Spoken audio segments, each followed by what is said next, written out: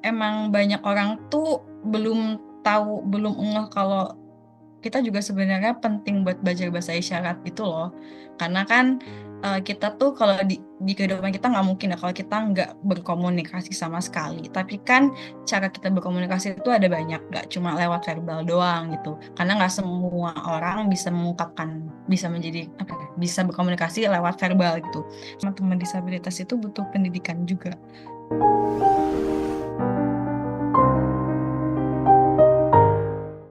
Halo teman-teman Hands for Hands, berjumpa dengan saya di Hands on Podcast. Kali ini saya kedatangan seorang tamu yang juga teman lama saya. Dia adalah Sinta Dewi atau biasa dipanggil Tata. Halo Tata, terima kasih banyak udah berkenan untuk join dan ngobrol-ngobrol hari ini. Halo Indra, aku juga makasih buat tim marketing yang udah ngundang aku di podcastnya Hands for Hands. Oke, saya masih ingat deh pertama ketika saya nulisin kamu surat tentang bagaimana sih kamu itu mengambil sebuah pilihan yang tidak pernah saya pikirkan sebelumnya. Masih ingat nggak? Di mana kamu Hmm. mengambil jurusan tentang special education. Boleh ceritain nggak sih dari mana kenapa kamu mengambil jurusan itu? Apa yang melandasinya? Apa yang spark kamu dari mana? Oke, jadi kenapa aku ngambil jurusan Special Education atau mungkin kalau di Indonesia tuh familiarnya jurusan pendidikan khusus atau dulu tuh disebutnya pendidikan luar biasa gitu. Ini mau versi panjang atau versi pendeknya nih? Panjang aja nggak apa? Durasinya unlimited. Oke. Kalau panjang ini kayak agak too much information, tapi ya udah deh. Jadi awalnya tuh dari dulu banget aku tuh sebenarnya nggak tahu ada jurusan ini. Aku tuh pengen jurusan lain di kampus lain. Ada satu jurusan yang sangat aku pengenin, which is psikologi. Dan kan aku tuh waktu itu dapet kesempatan buat ikut SNMPTN ya, yang jalur masuk kampus lewat Kapot. Dan aku udah kayak yakin, oh iya aku bakal milih psikologi di kampus ini gitu. Nah, sebelum-sebelumnya kan aku tuh memastikan bahwa aku tuh bisa milih kampus ini, jurusan ini gitu loh di web MPT-nya. Jadi kalau misalnya kamu ingat, di web MPT tuh kan suka ada list kampus, list universitas sama list program studi kan, jurusan. Dan di situ kalau dipencet tuh ada kayak keterangan program studi ini tuh nerima dari lulusan sekolah mana aja, kayak SMA jurusan apa, MA jurusan apa, SMK jurusan apa gitu. Nah, di jurusan dan kampus yang aku targetin ini tuh dia nerima dari lulusan aku, kan aku dulu eh, MA ya, Madrasah Aliyah. Nerima dari aku gitu. Tapi tiba-tiba pas lagi aku mau milih itu nggak bisa. Jadi pas aku mau milih jurusan buat SNM tuh dia tiba-tiba di blok gitu si jurusannya, ada tulisannya Anda tidak dapat memilih prodi ini. Dan setelah dicari tahu, ternyata itu karena si prodinya tuh gak nerima dari jurusan asal sekolah akunya gitu loh. Bukan sekolahnya, tapi jurusannya itulah ya, SMA, MA, atau SMK-nya gitu. Akhirnya aku kayak, apa ya, kayak agak desperate gitu, karena awalnya aku gak nyiapin plan apa-apa, selain aku pengen ke sana kan buat SNMPTN. Terus singkat cerita, aku tuh ingat kalau misalnya dulu tuh ada lowongan pekerjaan di salah satu sekolah swasta di kota aku. Itu salah satu requirement-nya tuh S1 PGSD atau S1 pendidikan luar biasa. Dan aku tuh kayak kepo pendidikan luar biasa nih apa? Kalau kayak PGSD, PGPAUD kan udah kayak familiar ya. Udah banyak orang yang ambil itu. Terus pendidikan luar biasa nih apa? Aku kepo nih, aku searching-searching. Terus kayak menemukan bahwa ternyata pendidikan luar biasa itu ya buat anak-anak yang luar biasa, anak-anak berkebutuhan khusus. Di situ aku kayak agak tertarik dikit sih sebenarnya. Tertarik dikit tuh karena aku kepo sama anak-anak autis. Kayak anak-anak autis tuh kenapa sih kok bisa autis? Kok dia bisa bersifat kayak gitu? Terus gimana sih cara dia, apa ya, cara mengembangkan potensi-potensi si anak autis ini? Aku kepo gitu. Dan karena aku nggak bisa milih si psikologi ini, akhirnya aku ya udah tuh di situ kayak usaha kayak doa-doa ya, biasa lah ya, minta jalur langit, tahu sendiri lah ya perjuangan masuk kampus, kayak ya soal-soal istiqoroh dan lain-lain. Terus aku juga masuk ke guru BK, dan akhirnya ya udah aku milih ke situ. Dan pas mau pengumuman itu, enggak, setelah penutupan SNPTN ditutup, aku tuh ngecek lagi kan ke web MPT sebenarnya jurusan yang aku pengen sebelumnya psikologi itu dia nerima dari aku dari MA IPA, cuma pas pembukaan SNMPTN tuh nggak nerima gitu loh, tiba-tiba nggak ada di list gitu. Dan yaudah pas SNMPTN aku kayak pede banget aja lah, kayak oh gue pasti keterima, ini mulai sombong gitu ya, kayak gue pasti keterima gitu. Tapi alhamdulillah aku keterima kan di situ, dan aku merasa kayak apa emang Allah sengaja naruh aku di sini ya gitu. Jadi si psikologinya kayak gimana caranya lo nggak masuk ke sana gitu. Ya udah di akhirnya aku di sini. Seperti itu. Keren, keren. Lowongan apa tadi yang merasa tertarik? Oh, lowongan ini butuh butuh jurusan dari PGS, pendidikan luar biasa. Kenapa kenapa? Lowongan pekerjaan apa tadi yang dilirik dan merasa oke tertarik saya bakal ke sini gitu. Bukan itu lowongan jadi guru gitu loh di sekolah swasta di kota aku. Ah, Jadi I see, guru. I see, I Jadi see. ternyata aku juga kan dulu aku tuh nggak tahu apa ya, aku nggak punya background ke disabilitas sama sekali karena keluarga aku juga nggak ada yang di sana, nggak ada yang disabilitas juga gitu. Paling ada sih keluarganya jauh banget, tapi kan nggak pernah yang kayak apa ya berkomunikasi secara intens dan lain-lain. Jadi aku juga baru tahu kalau ternyata ada maaf ya kalau kemana-mana, kalau ternyata ada yang namanya sekolah inklusi, dan si sekolah yang buka lowongan pekerjaan itu yang aku baca tadi itu tuh ternyata sekolah inklusi, jadi dia emang 5 anak-anak berkebutuhan khusus gitu loh, dan makanya mereka eh, cari lowongan pekerjaan, buka lowongan pekerjaan buat guru-guru yang nangani anak berkebutuhan khusus seperti itu. Emang sebelumnya pengen jadi guru nih, kan kita kan anak SD kan ya. Nah, next jadi guru nih kalau saya tadi astronot cenah.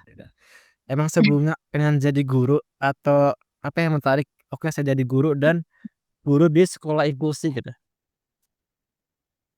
Sebenarnya fun fact aku sama sekali nggak pengen jadi guru, karena dari aku sekolah kan waktu SMP SMA lah ya sering banget kayak ditanyain teman, Sin ini gimana sih cara ngajar, cara nyelesain ini, kayak nanya ya biasalah matematika fisika gitu-gitu, teman-teman suka nanya, terus aku tuh tipe yang gak sabaran ngajarin orang, kayak agak gimana ya, agak emosi kayak inilah masa sendiri hitung sendiri lah, masa nggak bisa sih ngitung gini doang gitu, udah lo lihat aja punya gue gitu, kayak males banget ngajarinnya karena kayak butuh effort kan ngajarin orang tuh, kayak dari atas nih dari rumus terus masukin angka-angkanya terus dihitung-hitung, kayak males aja gitu ngajarin orang.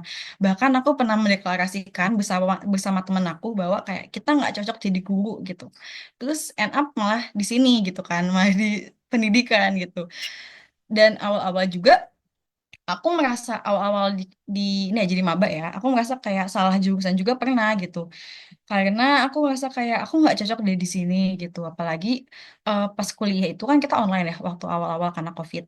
Teman-teman aku tuh kalau lagi diskusi mereka tuh jago banget diskusinya, karena seenggaknya mereka tuh punya background yang apa ya, ketemulah sama disabilitas ini, entah orang tuanya juga juga guru atau punya saudara yang disabilitas atau pernah jadi volunteer dan lain-lain. Sedangkan aku tuh nggak punya pengalaman itu sama sekali gitu. Aku merasa kayak salah jurusan. Tapi waktu itu pernah sempat konsul ke psikolog, terus kalau aku bilang kamu bisa kayak gitu karena mungkin kamu tuh belum pernah ketemu sama ABK-nya, anak-anak berkebutuhan khususnya gitu. Terus pas semester 3 4 itu kan udah mulai offline nih, terus udah mulai banyak tugas kuliah ke sekolah gitu. Terus aku di situ baru menemukan titik bahwa kayak ih aku suka deh ngajar anak-anak, aku seneng deh ngejalanin ini gitu. Gitu sih. Hmm, iya, iya. Bisa saya lihat juga kamu enjoy karena sungguh prestasinya sangat cemerlang ya. Emang iya. Dan terakhir exchange student dan berbagai project banget ya. Gimana experience kamu? Apa sih yang kamu ambil? Apa yang kamu Apa dapat ulangnya dari sorry situ? banget. Gimana experience kamu setelah dari pernah sempat salah jurusan lah, pernah sempat juga mempertimbangkan kembali lah ya, tidak saya itu udah tepat belum? Saya juga mengalami hal itu. Dan gimana setelah menuju penghubung akhir-akhir masa kuliah gini? Apa yang kamu justru bersyukur banget ya justru di sini? Oh, yang bersyukur banget. Aku malah apa ya? Aku sih selama kuliah alhamdulillah ya.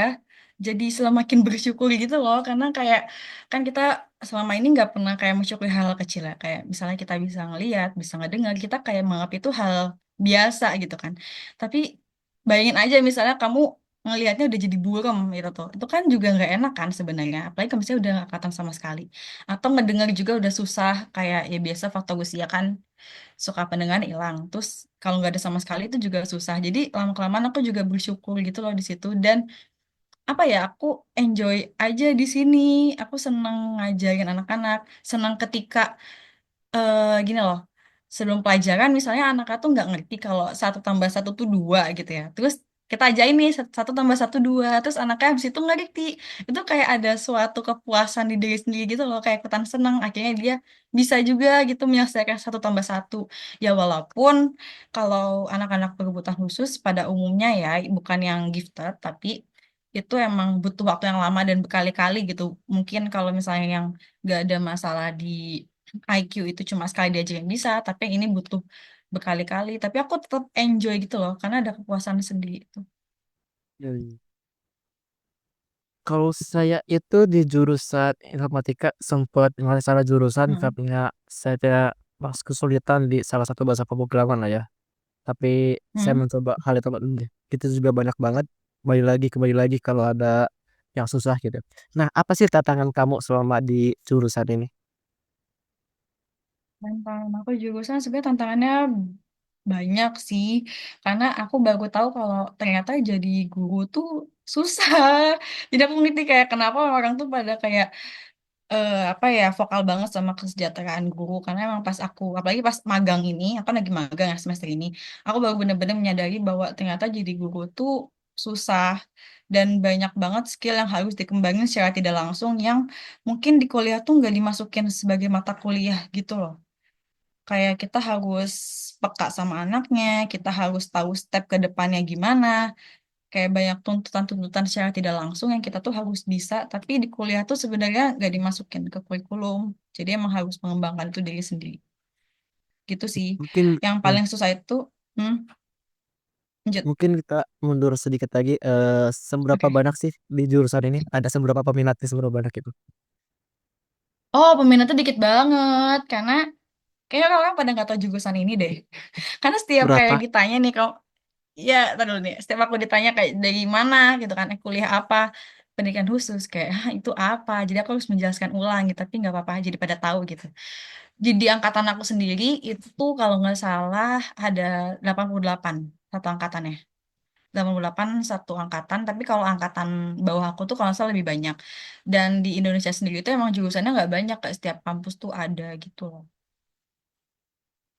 Dihubung ngomongin jurusannya, saya juga sempat baca-baca ya tentang Hmm. silabus L ya, silabus-silabus di UPI. Ini banyak Wow, sekali ya, risetnya bahkan mendalam S, sekali, Kak.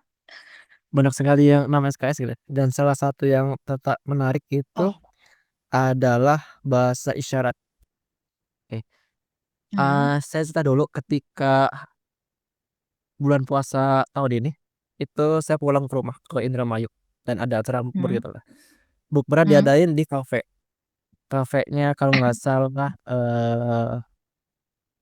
aku lupa lagi teman-teman lah pokoknya ada bukan teman-temannya. Saya Hmm. pesan dong di sini karena ya kafe lah ya saya pesan dong. Saya bilang, "Mas, mas, kok nggak nyaut ya?" Gitu. Saya bilang gitu. Nah, ternyata baru saya connect bahwa nama kafenya itu sesuai dengan ya namanya gitu, teman disabilitas atau apa itu adalah orang-orang disabilitas yang tunarungu ya, tunarungu yang tidak bisa mendengar gitu ya. Jadi saya pesan dengan sangat bersalah karena itu karena agak teriak-teriak dan Hmm. nunjuk-nunjuk, menunya karena saya bingung harus apa gitu. Bahasa isyarat yang saya tahu tuh cuman terima kasih doang, terima kasih sama nama Hmm. gitu ya, paling jempol doang Hmm. gitu ya, bapak-bapak lagi. Nah dari sini, eee, apa nih setelah kamu ngambil belajar bahasa isyarat banyak, apa yang kamu amati gitu? Oh, oke. Aku mau bahas di awal dulu ya. Kamu kan baru riset ini ya, kurikulumnya yang di jurusan aku. Kebetulan itu kurikulumnya yang angkatan baru sama angkatan aku tuh beda. Jadi yang aku tuh nggak dalam SKS itu, kecuali skripsi. Karena SKS tuh di angkatan baru tuh emang ada banyak. Jadi emang ada beberapa mata kuliah yang agak beda gitu di aku. Dan buat yang tadi kita singgung bahasa isyarat gitu ya. Kalau menurut aku eh, emang banyak orang tuh belum tahu, belum ngeh kalau kita juga sebenarnya penting buat belajar bahasa isyarat gitu loh.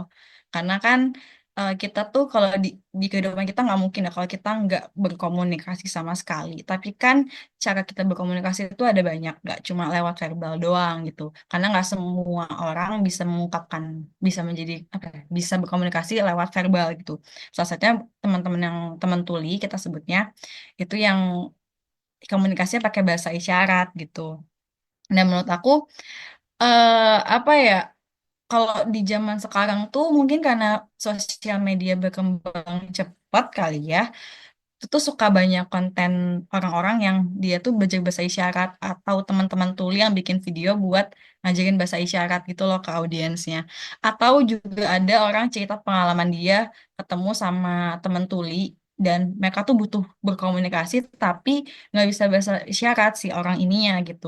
Jadi emang menurut aku apa ya penting sih buat bisa belajar itu semua etis kalau nggak bisa isyarat semuanya abjadnya aja gitu kayak A, B, C, D gitu kan. Itu sih paling. Tapi by the way, aku mau agak out of topic dikit. Kamu pernah nggak sih nonton video ini?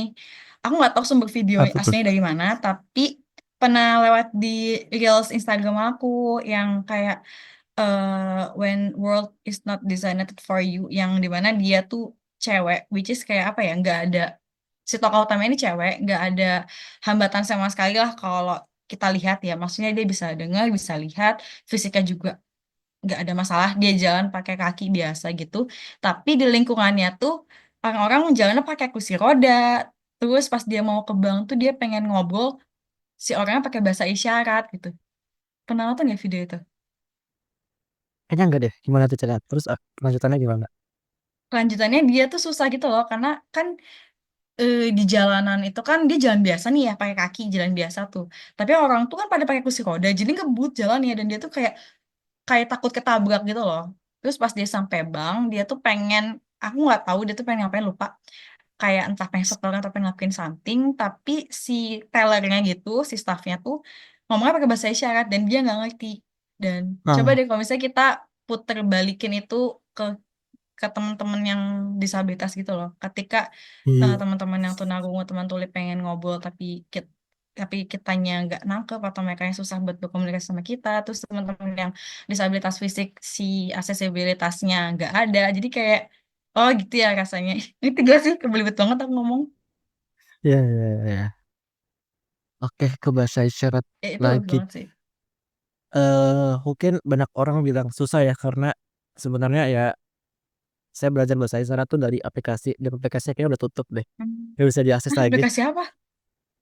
Gue lupa bisa isyarat gitu di Android, tapi itu Oh, agak susah buat oke. diakses atau katanya servernya mungkin ya. Nah, buat orang yang mau belajar bahasa isyarat tuh gimana caranya? Gimana aksesnya tuh gimana? Best practice-nya ya, rule of Oke. time-nya. Kalau mau baca bahasa isyarat, sebenarnya secara nggak langsung tuh kalau nggak salah ya, setahu aku teman-teman tuli tuh kayak punya aturan tidak tertulis gitu loh. Kalau misalnya kita pengen belajar isyarat, belajar bahasa isyarat itu belajar ke teman-teman tuli. Kenapa? Karena itu kan bahasa mereka. Ibaratnya kayak kita pengen belajar bahasa asing kan lebih baik ke native speaker yang langsung kan. Nah itu lebih baik ke teman-teman tuli dan tiap daerah tuh beda-beda. Jadi kan yang kita tahu tuh bahasa isyarat ada dua ya. Yang suka kita dengar gitu yang CB sama CB sama Bisindo. Tapi sebenarnya tuh beda. Kalau CB tuh lebih ke sistem bahasa isyarat yang dibikin sama pemerintah gitu. Kalau Bisindo tuh bahasa isyarat yang dibikin sama teman-teman tuli. Karena ini bahasa isyaratnya dibikin sama teman-teman tuli, si bahasanya tuh tiap daerah beda-beda. Kayak misalnya bahasa yang di Banten, yang di Jakarta, yang Jawa Barat tuh bisa beda. Kayak misalnya Makasih. Kan Makasih tuh gini ya biasanya. Terima kasih. Ini tuh bahasa isyarat yang di Jakarta. Kalau di Jawa Barat tuh terima kasih begini. Gitu. Beda gitu loh. Dan ABC-nya pun beda. Kalau misalnya yang di Jakarta tuh kalau nggak salah gini ya B-nya. Nah kalau yang di Jawa Barat tuh gini. Gini, ya gini deh. Oh, iya. Nah itu jadi lebih dikasih lagi ke kamu tuh tinggal di mana gitu loh. Karena kan pasti kalau bahasa kita pakai di sehari-hari ya. Terus kalau misalnya belajar sekali doang mungkin bakal lupa kalau nggak kepake. Jadi lebih baik bisa kayak join ke teman-teman, ke komunitas teman-teman, bukan teman-teman tuh gimana ya? Join ke komunitas yang dia belajar bahasa isyarat juga biar bisa pakai gitu loh. Gitu. Terus kalau mau ikut pelatihan-pelatihannya juga sebenarnya udah banyak sih tempat-tempat yang ngadain pelatihan eh, bahasa isyarat sendiri, entah yang kayak cuma sekali pertemuan atau yang beberapa kali pertemuan sampai yang buat sertifikasi juga udah ada gitu. Nah tadi Tata bilang kan bahasa isyarat di setiap daerah gitu atau bahkan bahasa juga kan berbeda. Nah, apa yang beda? Apa yang membuat beda nih? Oke, apa yang buat beda? Sebenarnya gini deh, kan kita di Indonesia nih beragam suku, ras, budaya dan lain-lain, dan juga bahasa kan. Coba bahasa Sundanya makan sama bahasa Jawanya makan aja beda kan. Begitu juga dengan bahasa isyarat, karena pasti mereka punya cara tersendiri buat menyampaikan kata-kata tersebut gitu loh. Simpelnya kayak gitu. Aku tapi nggak apal ya beda-bedanya apa aja. Tapi emang kayak yang tadi aku contohin yang terima kasih aja di Jawa Barat sama di Jakarta beda. Padahal mereka masih sebelahan gitu. Walaupun beda cuma kayak peletakan di dagu atau peletakan di dahi aja gitu. Emang ya beda karena beda lokasinya juga. Di Indonesia sendiri ada beberapa jenis. Jujur aja aku nggak tahu. Tapi maksudnya secara pasti kuantitinya aku nggak tahu, tapi kebetulan kan di Instagramnya Pupbisindo itu suka ngadain apa namanya ngadain pelatihan bahasa isyarat yang emang jangka panjang gitu. Itu tuh setiap provinsi biasanya ada kayak yang dari Aceh, bahasa isyarat Aceh, bahasa isyarat Sumatera Barat, bahasa isyarat Jawa Tengah, bahasa isyarat Kalimantan Timur gitu misalnya itu ada di setiap provinsi. Oke, oke, oke. Dan mungkin safety netnya ketika kita berpergian gitu. Apa aja yang harus kita ingat gitu? Ini soal bahasa isyaratnya kah? Iya bahasa isyaratnya. Apa ya mungkin kalau ke aku lebih ke abjadnya aja sih karena ketika kita bingung bahasa isyaratnya apa kita kasih abjad pun teman-teman tuli biasanya sabar menunggu kita yang kadang lama gitu kan kayak A terus B mikir-mikir gitu kan tapi teman-teman tuli itu bener-bener kayak merhatiin langsung oh oke oke ngerti gitu terus paling aku nggak tahu sih ya tapi kalau ini lebih ke pengalaman pribadi boleh cerita nggak? Boleh, boleh. Ini Anamita di Oke. bawah sini. Ada pengalaman pribadi banget ini aku kayak pertama kali ketemu sama temen tuli yang dia tuh nge-reach out aku minta tolong gitu loh. Jadi waktu itu aku balik kampus nih mau nyampe kosan. Terus tiba-tiba di depan kosan aku tuh kayak ada driver Shopee Food kalau nggak salah, driver ojol gitu yang nganterin makanan. Terus dia tuh kayak berusaha nelponin orang gitu loh. Tapi dia tuh kayak bingung gimana cara ngomongnya. Terus pas aku lihat, aku sebenarnya nggak nanya langsung dia teman tua atau teman dengar, tapi aku langsung kayak ngasih syarat kayak kenapa gitu kan. Dia langsung ngasih HP dia yang udah lagi nge-call si orang ini sama bawa makan gitu kan. Terus aku kayak oh ya kak ini ada drivernya di depan gitu aku bantuin nelpon doang gitu loh karena kan mungkin kalau telepon juga bingung ya karena kan itu bentuknya suara kan verbal. Terus akhirnya dia kayak makasih makasih aku kayak sama-sama gitu doang sih. Oh enggak, aku di awal tuh make sure kamu teman tuli gitu kan. Ya aku teman dengar aku gituin. Jadi biar dia ngeh gitu sih. Itu doang. Jadi mungkin kayak make sure kalau misalnya kita teman dengar, kamu teman tuli ya gitu. Mendengar. Dengar, dengar, Gini, tuli. kalau Ya, gini. dengar. Kalau tuli gitu. Kalau nggak salah ya aku takut salah juga. Aku harus belajar Tapi lagi. kalau abjad kan lebih banyak ya ragamnya. Betul. Nah gimana dong? Kalau kita yang bahkan eh makan aja harus lama gitu decisionnya. Oh, bisa diketik aja juga nggak apa-apa kok. Biasanya kayak gini kayak nunjukin aja ke HP gitu. Mereka biasanya bisa, maksudnya mereka biasanya fine dengan hal itu. Soalnya aku juga pernah ke temen aku yang teman tuli. Aku waktu bener-bener bahasa isyaratnya masih jelek banget ya. Sedangkan aku tuh aku pengen nanya ke dia, kalimat tuh sangat kompleks banget. Jadi daripada aku kelamaan ngeja, jadi aku kasih aja HP-nya ke dia gitu. Terus dia kayak baru ngejawab gitu. Loh, Sebenarnya mereka juga fine-fine aja sih sejauh ini yang aku temui ya. seharusnya apalagi eh zaman-zaman sekarang mah tuh sangat dipermudah ya sama teknologi ya. Harusnya Hmm. kalau nggak salah ada invention juga pakai kacamata gitu. Dia bisa kayak interpreter sama bahasa isyarat gitu ke bahasa ya bahasa Hmm. isyaratnya gitu. Aku juga pernah bikin tapi by image. Oke, dan misalkan nih teman-teman atau saya sendiri ketemu sama teman tuli Hmm. dan kita kikuk nih gimana interaksinya. Best practice-nya kayak gimana? Apakah aman nggak sih kalau kita dalam artian apakah cukup sopan itu untuk body language aja gitu atau justru perlu nulis juga? Kadang-kadang kan gak enaknya kayak buat nyuruh tuh kayak gitu. Ya, ya.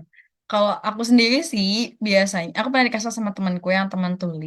Kalau misalnya ketemu terus bingung, nggak apa diketik aja, dikasih gitu loh. Biasanya kita bawa HP nih, terus dia aja di HP dikasih gitu, itu nggak apa-apa. Atau kamu pengen pengen baca bahasa isyaratnya juga tanya aja nggak apa-apa sama mereka gitu. Karena aku kan anaknya juga suka lupaan ya, apalagi aku Hmm. orang yang jarang berinteraksi sama teman tuli, karena aku kebetulan nggak ngambil spesialisasi ke sana. Tapi kalau misalnya nanya ke mereka, mereka juga bakal lebih seneng karena kayak ih berarti kamu tertarik nih buat belajar bahasanya aku. Dan kebetulan di sekolah aku juga, yang sekolah aku magang kan itu ada anak-anak tunarungu ya. Aku juga kadang suka nanya mereka pakai, tapi ya pakai bahasa isyarat ABC gitu loh, kayak misalnya bahasa isyaratnya cepet tuh gimana gitu. Tadi dia ngasih tahu gitu. Terus sebenarnya mereka juga biasanya ngerti sih kalau misalnya kita belum bisa bahasa isyarat. Yang penting kitanya willing aja buat belajar itu. Hmm. Hmm. Oke. Nah, itu kan interaksi sama teman tuli ya. Nah, kalau sama teman tunanetra gimana caranya? Justru lebih PR nggak Oke, sih? buat Amat yang nggak sih?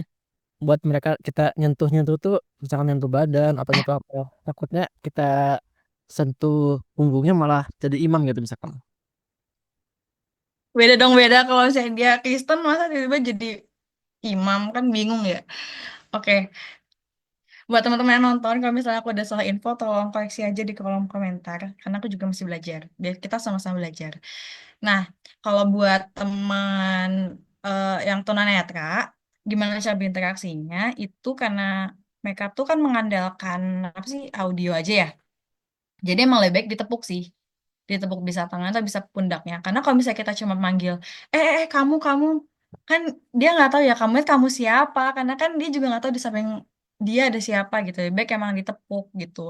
Terus kalau misalnya ketemu nih di pinggir jalan gitu, jangan langsung kayak diseberangin ya, soalnya kan banyak kasus juga kayak sebenarnya dia nggak mau nyebrang, cuma pengen berdiri di samping pinggir jalan aja gitu. Jadi kalau pengen nanya kayak butuh bantuan atau enggak nih, karena siapa tahu kan kita kayak inisiatif tinggi nih, ngeliat ih ada teman tunanetra nih, ada tunanetra pengen bantuin gitu. Lebih baik ditanya dia butuh bantuan atau enggak, karena siapa tahu dia emang nggak butuh bantuan, pengen ngelakuin itu sendiri gitu kan. Kalau misalnya pengen nanya, mungkin kalau nepok pundak terlalu kayak apa ya, terlalu kayak mendobrak bonderis banget, itu bisa kayak punggung tangannya disentuh gitu loh, kayak gini ya, kayak gitu. Terus nanya, baru nanya kayak entah mau nanya namanya dulu atau nanya kayak butuh bantuan atau enggak gitu. Nah kalau misalnya mereka butuh bantuan mereka bakal bilang, tapi kalau enggak ya enggak. Dan kalau misalnya kayak pengen nuntun jalan pun sebenarnya ada tekniknya.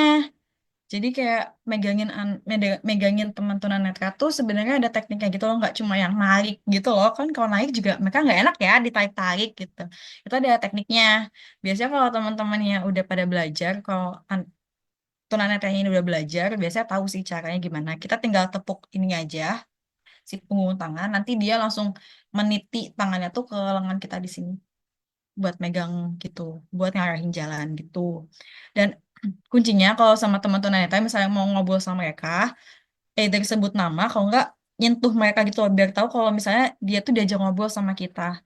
Kan kadang kita tahu kalau orang lain ngobrol sama kita karena kita kontak kan. Nah kan mereka kan ada hambatan di penglihatan gitu. Jadi ya kita harus ngasih tahu dengan cara sebut nama atau enggak nepuk biar tahu nih kalau ini aku pengen ngobrol sama kamu gitu. Hmm, gitu. Mungkin kita agak sedikit jauh ya. Kita Hmm. mau lihat kalau dari Tata sendiri sempat ngebahas bahwa cukup susah ya misalkan, ada pakai kursi roda, aku susah akses Hmm. akses fasilitasnya. Kakak ngeliat nggak sih kayak, apa sih bagaimana sih komitmen pemerintah tuh terhadap terhadap hal ini lah ya, terhadap pendidikan inklusif juga tentang akses disabilitas dan segala macamnya, untuk mendukung masyarakatnya gitu? Aku kalau melihat komitmen pemerintah sih bingung ya ngelihatnya kayak komit iya, nggak komit juga iya gitu. Karena kadang si aksesibilitas ini contoh yang simpel deh kayak guiding block di jalan. Coba deh, misalnya kamu atau teman-teman yang nonton nih lagi pengen kayak punya me time, coba deh iseng cari guiding block di pinggir jalan terus ikutin jalannya. Kan suka tiba-tiba tuh nabrak pohon, tiba-tiba ada selokan bolong atau tiba-tiba nih ada memang jualan di atasnya gitu.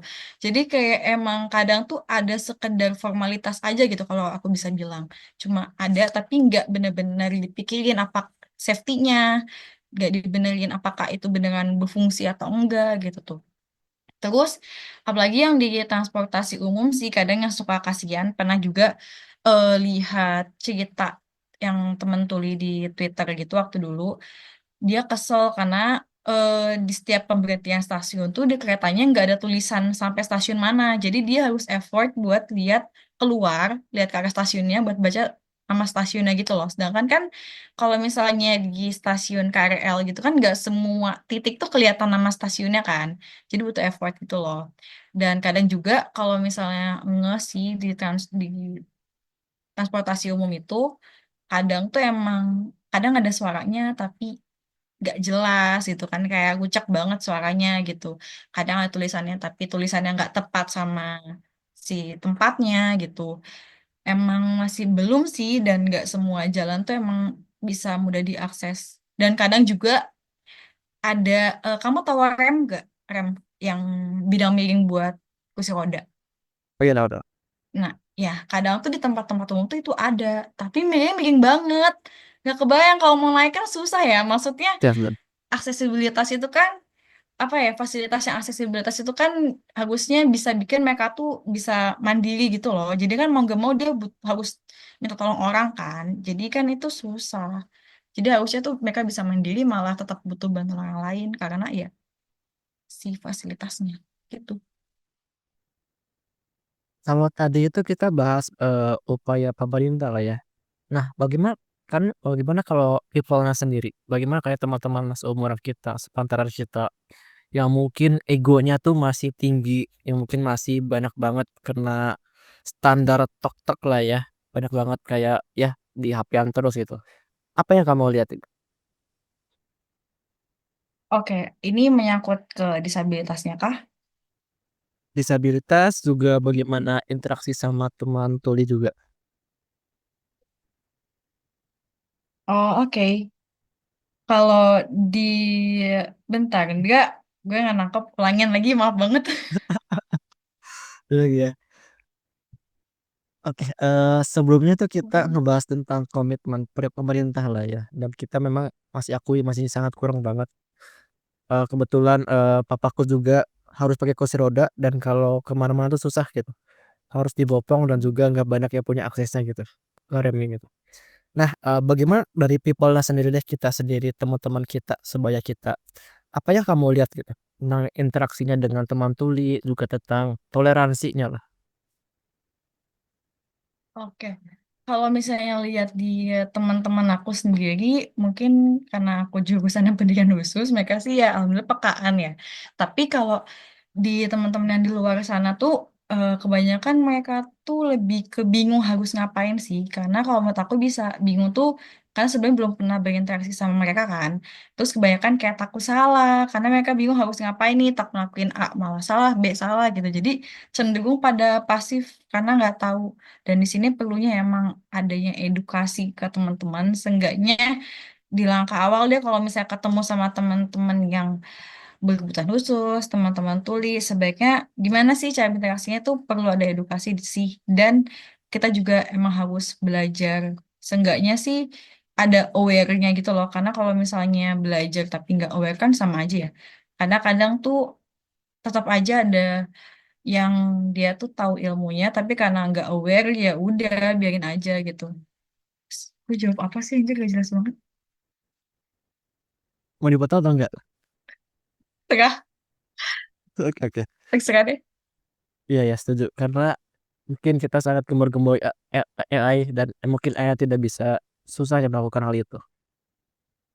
Nah, terus apa langkah kecil yang bisa kita lakukan itu untuk memulai memulai untuk peka lah, memulai untuk aware gitu terhadap sekitar.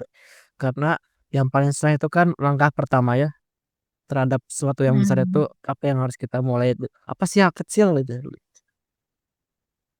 Oke, kalau misalnya nih teman-teman udah pada kayak sadar, ini kayak gue harus belajar, gue harus belajar B, gue harus cari tahu gimana cara berinteraksi sama A sama B gitu, sama teman-teman yang disabilitas, sama teman-teman tuli atau teman-teman lainnya.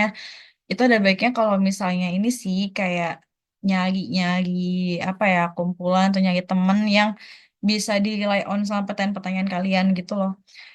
Bisa kayak entah ikut pelatihan atau kayak nontonin seminar atau nontonin konten-konten para influencer yang ngebahas tentang si disabilitas ini, tentang si bahasa isyarat ini, biar kalian juga nggak cuma apa ya, bingungnya tuh Apa sih yang ingin kamu lihat di masa depan itu terkait bidang kamu, terkait juga mungkin lingkungan di sekitar kamu yang khusus di pendidikan inklusif.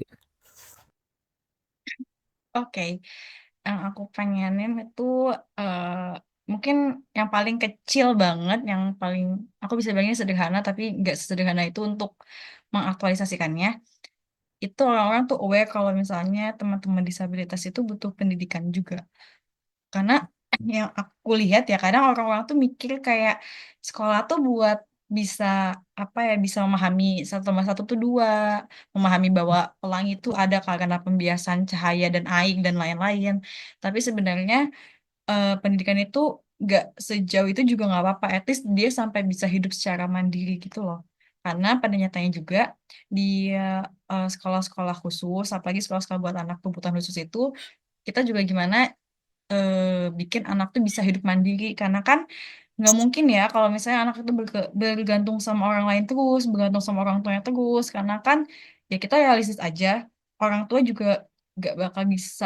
Bahkan orang tua juga ada kalanya dia butuh waktu sendiri atau mungkin orang tuanya sudah nggak ada dan dia harus bisa hidup mandiri kan. Aku pengen banget kalau misalnya orang-orang tuh aware anak-anak tuh sekolah tuh ya dia tuh bisa mandiri juga gitu secara diri sendiri entah kayak nyiapin makanan dia sendiri atau pakai baju sendiri atau yang makan kegiatan sendiri gitulah buat merawat dirinya gitu. Dan aku pengen orang-orang juga peka sama lingkungan sekitarnya sama teman-teman disabilitas bukan yang malah mocking mereka yang malah ngejek mereka karena ya tiap orang pasti punya kelebihan dan kekurangannya masing-masing kan. Dan kadang orang tuh nggak bisa melakukan sesuatu tuh bukan karena dia yang nggak bisa, tapi karena emang si fasilitasnya, si lingkungannya tuh yang bikin dia tuh nggak bisa gitu. Kayak misalnya teman-teman yang tadi tunanetra, sebenarnya dia bisa kok jalan-jalan sendiri. Misalnya dia pengen belanja ke minimarket, ke supermarket sendiri juga pasti bisa kok kalau misalnya fasilitasnya tuh dibangun dengan benar gitu. Kayak misalnya ada guiding blocknya yang benar, yang nggak nabrak pohon, yang nggak masuk selokan. Terus juga kalau misalnya teman-teman yang mungkin yang disabilitas fisik itu apa namanya jalannya tuh gak berbatu tapi jalannya halus itu ya di aspal di paving block gitu itu bakal mempermudah mereka jadi mereka bisa hidup mandiri gitu jadi kita tahu kalau mereka tuh apa ya punya tantangan lebih di hidupnya janganlah kita bikin tantangan itu tambah lagi tuh janganlah kita menambah lain janganlah kita menambah tantangan itu lagi dengan tidak memfasilitasi mereka dengan lingkungan yang aksesibel seperti itu. Oke, terima kasih banget Tata. Mungkin terakhir ada pesan untuk teman-teman penonton juga kita berdua khusus pribadi. Oke, pesan buat teman-teman semua yang nonton ini atau buat Indah sendiri atau buat aku sendiri, karena kita tahu sendiri ya kalau misalnya disabilitas itu ada kelompok yang sangat rentan, ada kalanya juga kita harus bisa melindungi mereka, kita juga harus peka, harus aware sama mereka. Kita tahu kalau misalnya mereka punya tantangan, jangan sampai kita melipat gandakan tantangan itu. Nah, cara yang bisa dilakuin ya yang tadi aku udah sebutin, kayak join ke komunitas-komunitas yang emang peduli atau bergerak di isu-isu sosial, utamanya tentang disabilitas gitu. Karena setahu aku sekarang juga udah mulai banyak banget nih komunitas-komunitas sosial yang geraknya entah itu di sosial secara in general atau emang khusus ke disabilitas. Nah, teman-teman mungkin bisa ikutan nih, bisa berkontribusi langsung gitu dengan bersama mereka. Karena mungkin kalau misalnya pribadi sendiri bingung kan harus ngapain. Jadi emang bisa join ke komunitas buat bisa kerjasama bareng, buat angkat-angkat isu dan menyelesaikan sedikit-sedikit isu di disabilitas ini. Gitu aja.